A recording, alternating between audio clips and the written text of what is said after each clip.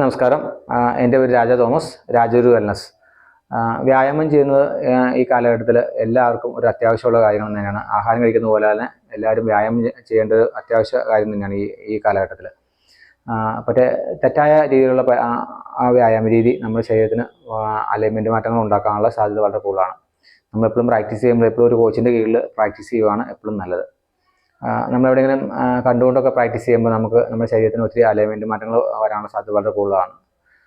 അത് കുട്ടികളിലാണെങ്കിൽ അങ്ങനത്തെ അലൈൻമെൻറ്റ് മാറ്റം അവരുടെ വളർച്ചയെ സാരമായി ബാധിച്ചേക്കാം. അത് ഹൈറ്റ് കുറവിനൊക്കെ കാരണമാകും. അത് നട്ടിലുണ്ടാകുന്ന ചെറിയ ചെറിയ പരിക്കുകൾ അവരുടെ വളർച്ചയ്ക്ക് കാര്യമായ ബുദ്ധിമുട്ടുകൾ ഉണ്ടാക്കാം.